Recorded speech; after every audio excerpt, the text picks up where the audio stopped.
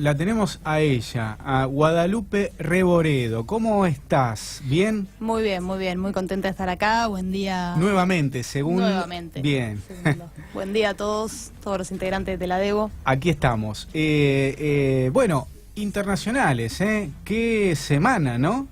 Sí, una semana más que movida, te diría que siempre, pero bueno, en este caso la nota la dio el presidente de Rusia, Vladimir Putin, que obtuvo un resultado que apabulla. ¿Cómo se explica ese resultado? Bueno, se explica por los logros económicos, y no solo económicos, sino podríamos decir identitarios de Rusia, gracias a este líder que muchos lo identifican directamente con el país. Es decir, un alto funcionario llegó a decir Putin es Rusia. Mirá. Y cualquier medida que se haga contra Putin es una medida contra Rusia misma. Estamos hablando de que el domingo 17 de marzo obtuvo el 76% de los votos en las urnas, que además tuvieron una concurrencia histórica de más del 63%. Así que sí, estamos hablando, bueno, de un líder indiscutido. ¿El voto allá es obligatorio? Es obligatorio, sí. Es obligatorio. Vota poca gente, 63 como histórico. Sí. Claro. Podríamos decirlo. ¿Se esperaba el resultado? ¿Se preveía o no con tanta amplitud? No, sí, se preveía. De hecho, la semana pasada yo recuerdo haber dicho acá mismo que Putin tenía alrededor del 80% de imagen positiva. Claro, míralo. El pico más alto en medición fue 2014, después de la anexión de Crimea, un 89% de imagen positiva. Y bueno, finalmente se traduce casi linealmente en las urnas, con una respuesta muy llamativa, o mejor dicho, con un silencio muy llamativo de Occidente y una versión más que llamativa en los medios occidentales, porque si bien sigue ganando elecciones, si bien va por el cuarto mandato, se sigue diciendo que es un líder dictatorial. Mira.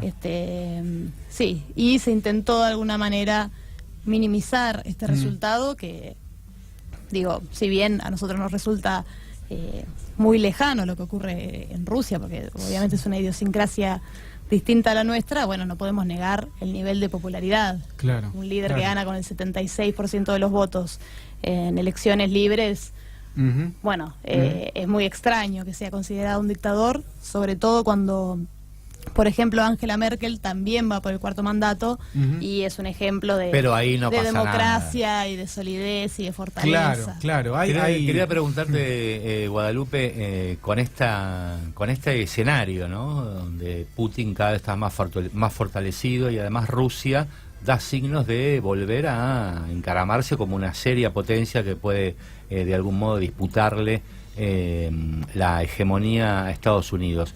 ¿Qué pasa? ¿Cómo queda este escenario? ¿Qué puede llegar a suceder? Bueno, este escenario, que también un poco lo decíamos la semana pasada, sigue marcando el rumbo de la multipolaridad, que es un escenario interesante sobre todo para lo que podríamos llamar tercer mundo, o bueno, la periferia, ¿no? Hay distintas maneras también de referirse, pero que vendríamos a ser, por ejemplo, nosotros, Latinoamérica. Al no haber un claro ganador en este escenario internacional, al estar en disputa Rusia y China, fuertes aliados ellos, de hecho Xi Jinping fue uno de los pocos mandatarios que felicitó a Putin y además dijo que las relaciones eran más estrechas que nunca. Y por otro lado, Estados Unidos, con todo lo que es la OTAN, es decir, Estados Unidos, Gran Bretaña, ese eje de poder.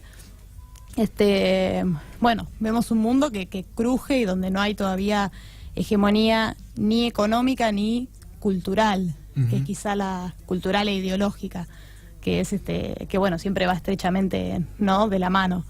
En ese sentido es un escenario de oportunidad, sobre todo. Yo mientras leía para venir acá buscaba un poco cuáles eran, por ejemplo, las medidas de Rusia en Venezuela, y pensaba que cuando hablamos de este tipo de actores, uno tiende por ahí a pensar, bueno, entonces los rusos son buenos, por simplificar, Estados Unidos vendrían a ser los malos. Lo cierto es que cada potencia tiene, por supuesto, su interés. Es decir, que no, por supuesto que no podemos caracterizar buenos y malos, pero sí en este momento Rusia es un amigo, podríamos decir, de la región latinoamericana, sobre todo de lugares clave donde Estados Unidos quiere poner el pie, claro. y no puede terminar de Claro, acercarse. porque además hasta no hace tanto tiempo la debacle soviética había dejado, por supuesto, un espacio muy libre para que se apoderara la hegemonía de la OTAN, sobre todo Estados Unidos, ¿no? Y de algún modo también eso lo había hecho confiar a Estados Unidos para dejar de lado un poco lo que siempre se denominó el patio trasero, que es Latinoamérica, y ahora ante el avance otra vez de Rusia, otra vez vuelve Estados Unidos a ocuparse de ese patio trasero, con las consecuencias nefastas para la región, diría yo, porque se ha vuelto a derechizar casi toda la región, ¿no es así? Sí, sin duda vuelve a buscar sus zonas de influencia, y ahí lo tenés a Rusia, por ejemplo, dando una mano fuertísima en lo económico en Venezuela. Ajá, que es, claro. yo creo que es hoy la gran derrota estadounidense, si bien Venezuela es un panorama súper complejo y con muchísimas dificultades. Lo cierto es que no cae, el gobierno de Nicolás Maduro no cae, se volvió a ganar en las urnas el año pasado. Hace poquito, ¿no? Claro, A el fin de año, claro. la mayoría de lo que vendrían a ser las provincias, Ujú. las vuelve a ganar el oficialismo, y ahí está Rusia dando una mano muy grande, también en lo que tiene que ver con lo militar. Ahora, esta semana... Y también en Cuba, por ejemplo. Claro. Esta semana estuve viendo, creo que fin de semana pasado, estuve viendo, no sé, decime vos si te parece lo mismo, mostraban gente saliendo de la frontera de Venezuela y en Brasil, y los entrevistaban, y ellos decían, bueno, ahora no tengo techo, nada, pero estoy tranquilo porque puedo darle comida a mis hijos, qué sé yo. Me parecía más una puesta en escena y una operación que algo concretamente real de lo que están pasando muchos, digo. Me pareció que era algo muy armado. Sí, yo creo que es innegable, por más Sí. buenos ojos que uno quiera ponerle, la dificultad que atraviesa hoy Claro. Venezuela. Lo que pasa es que quizás lo que uno debería preguntarse sobre todo es, primero, cómo estaba antes Venezuela, Claro. del proceso del chavismo. Es cierto que no es lo mismo, es decir, un proceso también que se va deteriorando por los impedimentos, por el bloqueo económico que hoy está sufriendo Venezuela, por las sanciones económicas. Hoy Venezuela sufre de desabastecimiento, Ujú. y es en gran parte por las políticas que impulsa Estados Unidos hacia Venezuela. Claro. Hablamos un poco El como bloqueo. en la Cuba del 60, ¿no es así? Sí, estamos hablando O de... el periodo especial cuando Rusia le tuvo que sacar el apoyo porque se arrancó toda la Unión Soviética y quedaba en una situación de vulnerabilidad tremenda. Pero Sí, donde- digo, más o menos es la misma demonización que en los 60 se hizo de Cuba, ahora con Venezuela, ¿no es así? Es algo similar, con la diferencia de que Venezuela cuenta con recursos naturales impresionantes. Ajá. El otro día se descubrió una de las reservas de oro más grandes del mundo, pero una de las dificultades de Venezuela fue que no pudo diversificar su economía. Claro. Entonces, cuando se genera una corrida a nivel internacional y el precio del petróleo baja muchísimo, como pasó Ujú. ya hace 2 años y Ujú.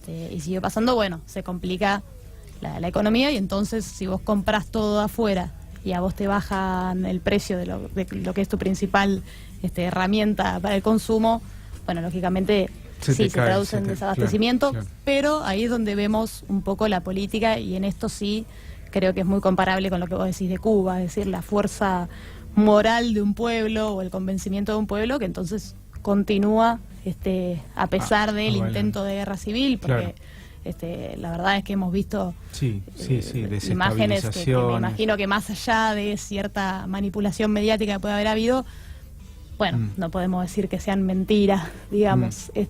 Sin embargo, lo cierto es que se sigue ratificando a Nicolás Maduro en el poder, y eso es innegable, y se lo ratifica en las urnas. Ujú. Así que hablar de que allí no hay democracia, por ejemplo, como dicen muchos, bueno, me parece que es por lo menos peligroso, porque Ujú. entonces, ¿a qué nos referimos con democracia? ¿Solamente a lo que nos gusta a nosotros o no? Claro. Así que bueno, también fue Venezuela un país que saludó el triunfo de Putin. Evo Morales lo saludó por Twitter, fue muy muy efusivo. Ujú. Dijo que Putin cambiaba la geopolítica del mundo y garantizaba el orden en el mundo. Ujú. Así que bueno, estamos frente a un personaje que, ya les digo, va a ser, cuando termine su mandato en el 2024, va a ser 25 años que está en el poder. 25 años, mirá. Sí, si contamos, él en realidad asume en el 99, interino, ante la renuncia de Yeltsin. Ah, de Yeltsin, claro. Y en el 2000 finalmente electo en elecciones. Ahora, era un personaje que, muchos dicen, la oligarquía rusa apostaba que iba a continuar Lo que ellos querían. claro, un camino neoliberal de una Rusia El que se abría, proceso que había iniciado con Gorbachev y después siguió con Yeltsin. claro, de un liberalismo, un capitalismo salvaje sin el control estatal, que por el contrario fue el que impuso Ujú. el día cero. Entonces, Ameo hizo bien la imagen, ¿la viste? La ¿Viste de Perón. La de Perón con la cara de Putin en el Sí, balcón. La vi. Bueno, viene por ahí la cosa. Por cómo lo votaron y por esa vuelta, ¿no? Y él volvió a poner el control estatal, Claro.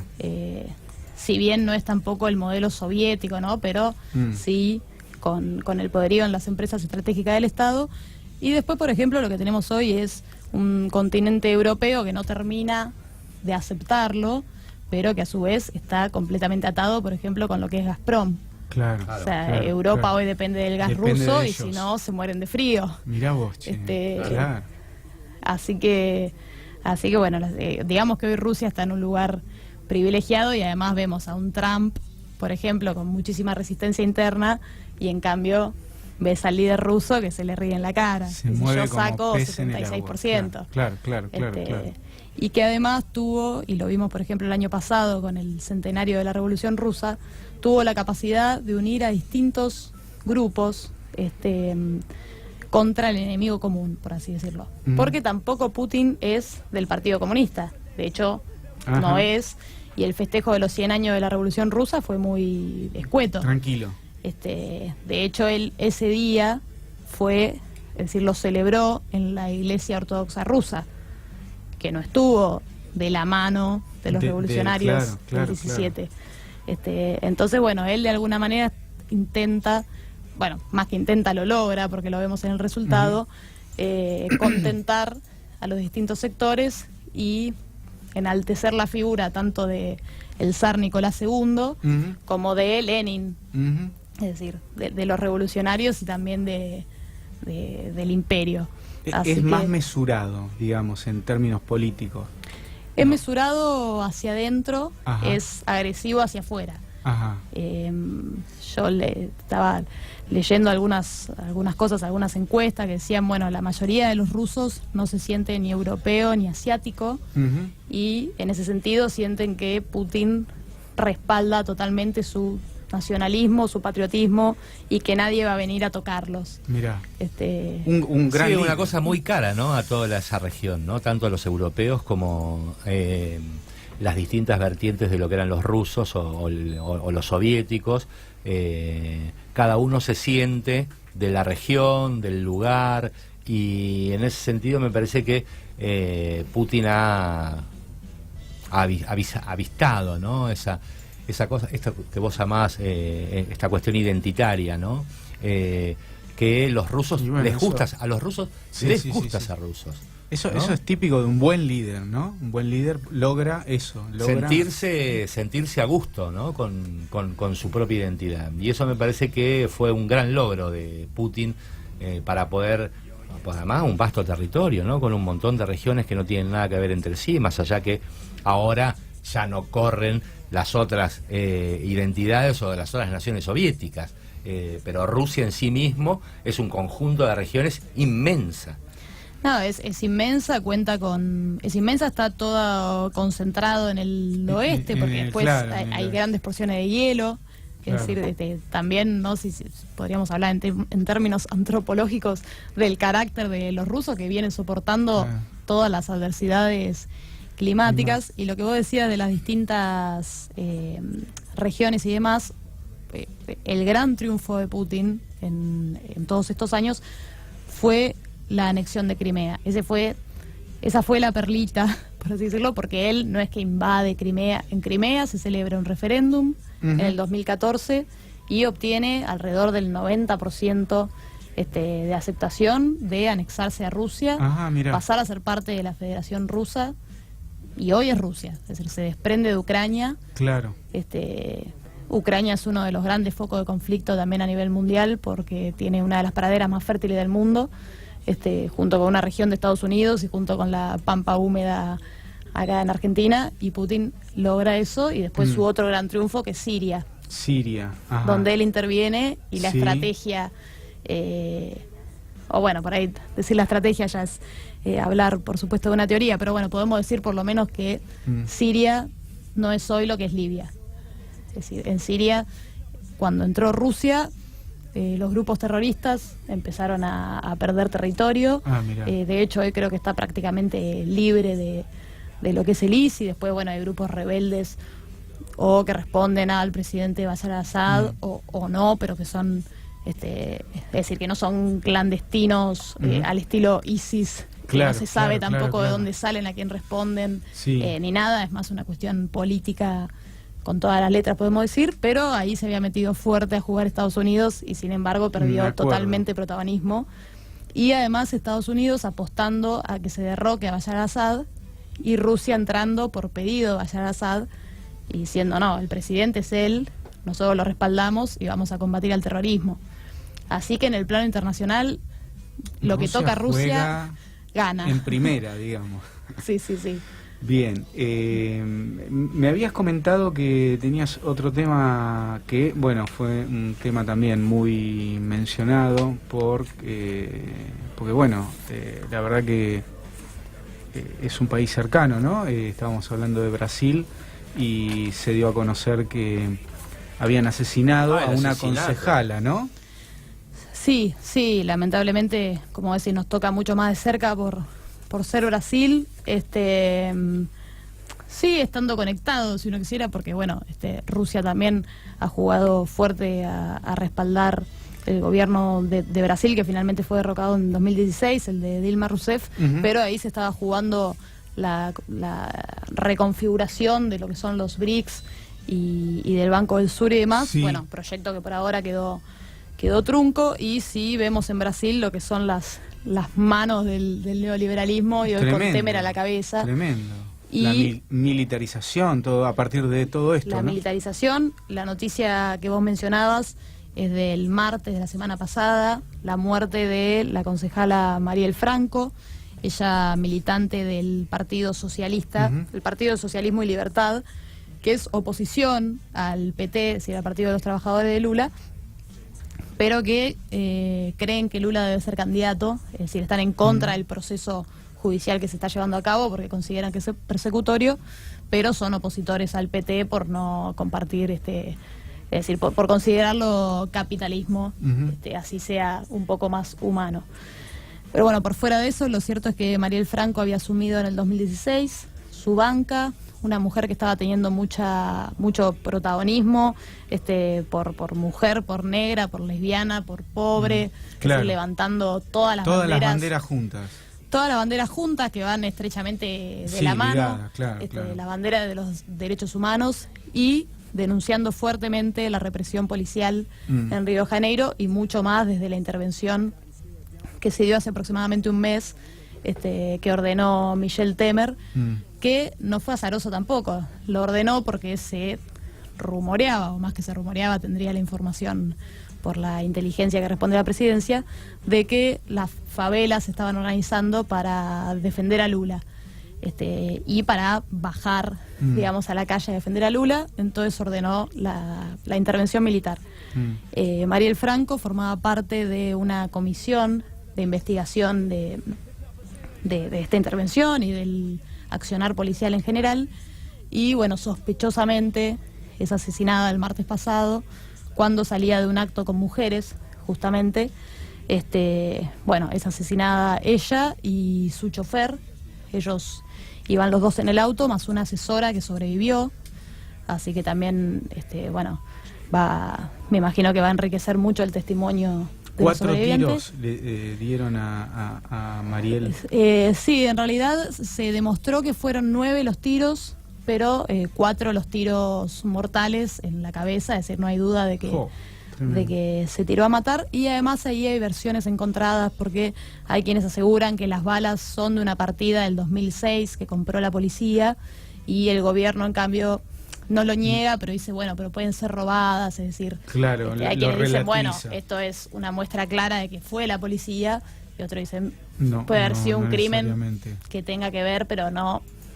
Mm. Bueno, lo cierto es que generó una reacción inmediata, que está estrechamente ligado al proceso que vive hoy Brasil, es decir, no es Es azaroso. paradójico, ¿no? Porque los mismos que aquí en la Argentina, ante el crimen de Santiago Maldonado, después de Rafael Nahuel, hablaban sobre que en el caso de Maldonado se había ahogado, y en el caso de Rafael Nahuel que tenía pólvora en las manos. Bueno, ya está comprobado que no es así, fue un asesinato.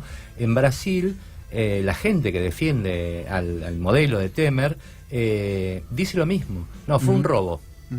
Dejen de joder, fue un robo. Cuando todo el mundo sabe que, a ver, nadie roba, porque nadie roba matando 2 personas, hiriendo a una y no llevándose nada, y además con 4 tiros en la cabeza y con esas balas que además eran de la policía. Todo indica que son grupos contratados por la policía, estos famosos paramilitares, que en su época de esplendor o de siniestra esplendor se llamaban escuadrones de la muerte allí en Brasil, y que pululaban, y que sobre todo lo que hacían eran asesinaban pibes chiquititos para que según ellos no crecieran y se volvieran asesinos en potencia después cuando fueran grandes. Una cosa tremenda, ¿no? Sí, no, es tremendo, y además para sumarle a este hecho ya tristísimo de Mariel, hoy asesinaron a otro dirigente político en Río de Janeiro, un concejal suplente del Partido Laborista Brasileño, Paulino Henrique Dobrado Teixeira, que también, es decir, mismo modus operandi, podemos decir que todo fue casualidad, pero lo dudamos mucho. En política hay causalidades, no casualidades. Fue atacado a tiros también en su auto, también una persona, un hombre joven, que también había asumido en el 2016, bueno, era suplente, pero que iba por la lista de 2016, y bueno, que también se encargaba de denunciar los atropellos, sobre todo a los jóvenes negros, pobres, de las favelas. Y en el caso de Mariel, muchos lo relacionan con una doble, podemos decir, con un doble encono, porque ella, que había salido de uno de los barrios más conflictivos de Maré, que es un complejo de favelas de Río de Janeiro, donde viven alrededor de 140.000 personas, ella había logrado tener un título universitario, romper un poco con el estigma y luchar por eso. Entonces, lo que dicen es, bueno, que generaba mucho rechazo por todo lo que representaba, además de ser de la comunidad LGBT y demás. Pero bueno, hoy amanecimos con la noticia nuevamente tristísima de este otro asesinato. Lo cierto es que alguna consecuencia va a tener que haber. En principio, una de las consecuencias es el disciplinamiento que quieren imponer, ¿no? Digamos, 2 asesinatos de gente conocida, por lo menos en el ámbito local de Río de Janeiro, que además tiene una exposición mundial. A ver, todos se deben estar mirando ahora. ¿Quién será el próximo? ¿Qué tenemos que hacer para que no nos vuelva a pasar, no? No, sin duda, sin duda. Bueno, la información internacional aquí no se escapa, te la debo, de la mano de Guadalupe Reboredo,